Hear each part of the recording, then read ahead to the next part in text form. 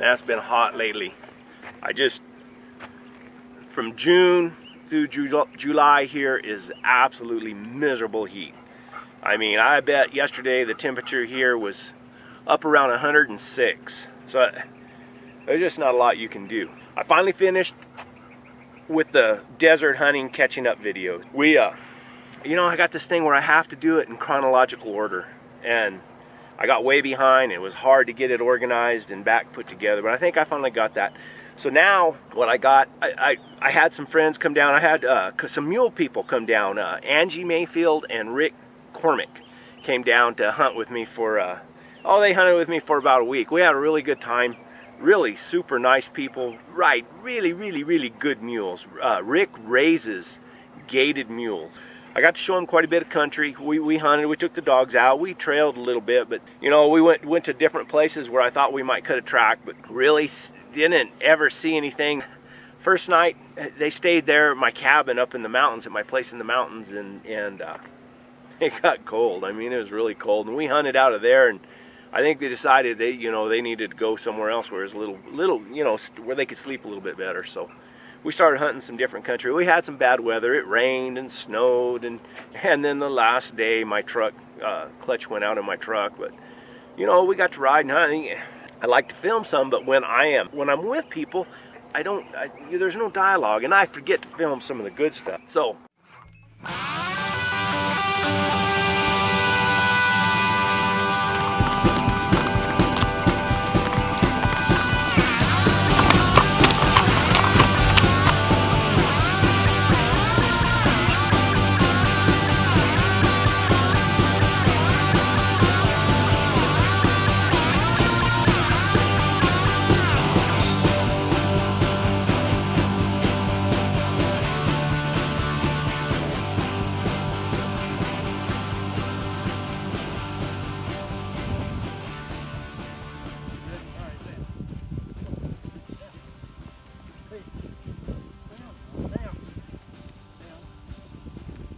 oh, your gloves fell off the other side. That's all right, I'll get them for you.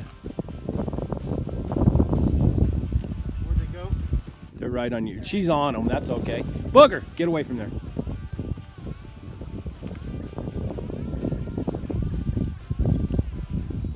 Sissy! They all think something's wrong. That mule laid down, there's something wrong. Now that's good. After that, I had a couple friends of mine come down from Oklahoma, Josh and Brandon. All right, man, I don't even know what today is. This is President's Day. I had some guys come down from Oklahoma to hunt with me, and they came in last Saturday. I took them out, like Saturday we just went out because they got here kind of late. We just went out and the pickup drove a few canyons.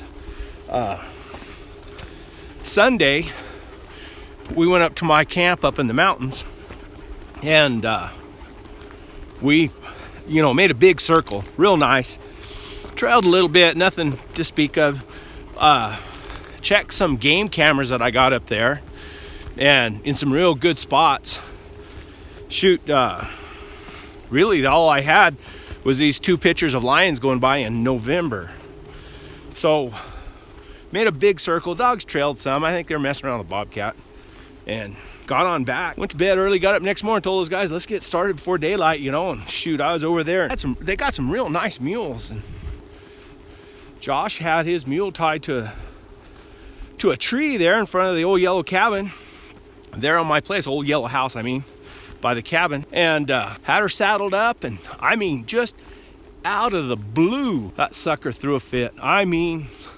Blew up, and she was bucking about and setting back. She was probably going 10 foot in the air, coming down and just going all the way down to her belly and laying on the ground. Man, and to me, I think, she's just being cinchy. She's probably a little body sore from the day before. We made probably a good 15, 16 mile circle, maybe more, in real rough country. And I think she was just body sore. And she did that, a couple times, went down the ground. I got some T-posts there. Where's the camera? I think the camera's right there. I need to look. It's right there. I don't know. Sorry if I don't look at the camera.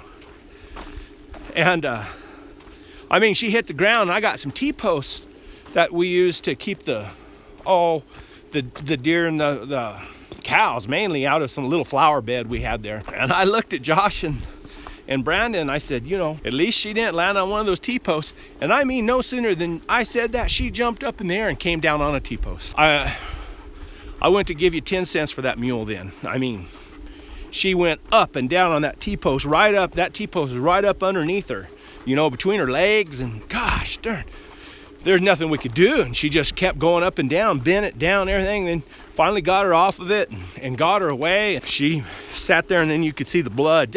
Not bad, not like I thought it would be. And there was no guts hanging out. You know, the sun was just starting to come up a little bit. Well, it was just starting to get a little light. The sun wasn't up yet. And so I said, well, man, we better get her to a vet. Either that or put her out of her misery.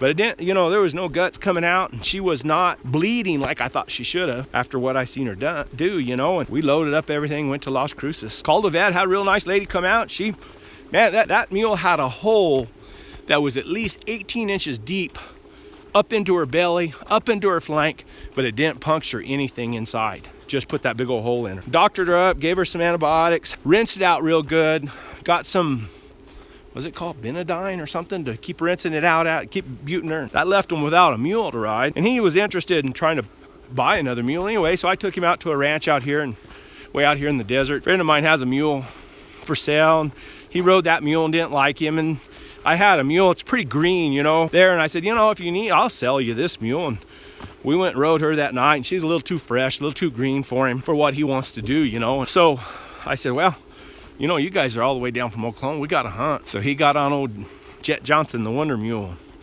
Of course, Jet's got a little age on him, but that's what we did, is we hunted. We trailed, you know. This lion went down this road all the way down through here. We've been trailing her, I don't know, maybe 1.5 miles, 2 miles. But anyway, we seen the track down there. It's not a big lion. We're about to top out.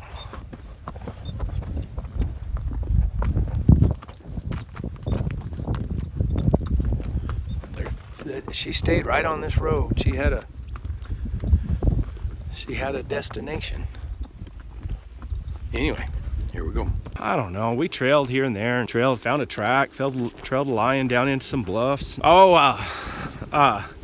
come across, the dogs were down trailing a lion, and we were working our way to stay up on top of the canyon so we could just watch them down there trailing, and came across a big old mine shaft, and it was kind of funny. Brandon went up there to look in it. He hollered, there's a bear, there's a bear. I guess there's a bear. I said, is he looking at you? And he said, yeah. And so we got up and we got some video. I put some video right here. And that bear come out. And anyway, we ended up riding a lot of circles. The problem is, when I'm with people like that, I don't think about videoing. Really, all it was putting on miles in some, you know, some neat country, pretty country, you know, rough.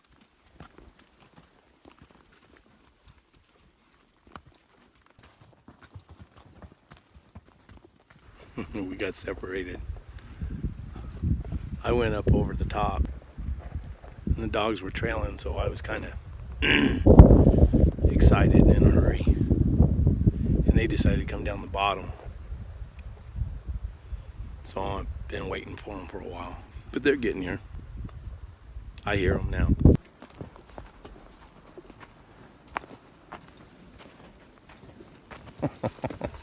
You get boxed in down there? Well, boxed in down there ain't at the very top. Yeah, I kind of got boxed in at the top. Brett, I hate to do it. Yes, sir? Stole a collar off your dog.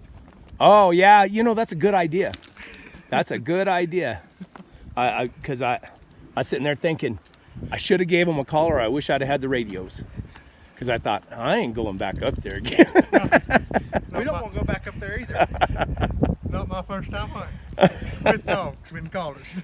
I got another guy coming in to hunt with me. It wasn't too long after that, and then Red came down, and Red is a Texan, and he's a straight up Texan. So we well, that'll be a complete video of its own. With the time I spent with Red, so we had a good time also. But anyway, so I think that should get us caught up. If I'll put a link right here to the catching up videos, the desert hunting, a lot of trailing, a lot of scenery, of what it's like to be down here in the desert. And then, like I said, Red, he deserves a video all on his own. So, and we got a lot of dialogue with Red, because when you hunt with Red, there is a lot of dialogue. So, we'll go from there. And then I got some more videos I'm going to be putting up. I've been messing with with the heat in the summer. I've been messing with some training scents and just experimenting to see with the young dogs and the older dogs, see how they work out, if they're worth messing with. I got the modification to my little trailer. We filmed all that and we modified it because I'll make the video of what's happened, but I sold my place up in the mountains and down here in the desert, and I got to be a little more mobile instead of what I've been doing. When I was in the mountains, I hunted out of my camp all the time, so now, and then this last year with the moving and everything I had to do, I just hunted right here. And I was fortunate that right across the way right here there was a little a female lion that was working that country, kind of walking through it, and I got to trail her around. Catching her was next to impossible. But anyway, we'll get to all that. I'll get all those videos, I'll get caught up, and I got the interviews still to go, so I got most of them filmed. I got some other guys I want to interview, but I just got to get settled, get everything straightened out before I get into that, and so I can do a really good job, or try to do a really good job. Like, subscribe, comment, share it if you want to, and that's it. Here we go. What's up, Logan? Hello. Hello.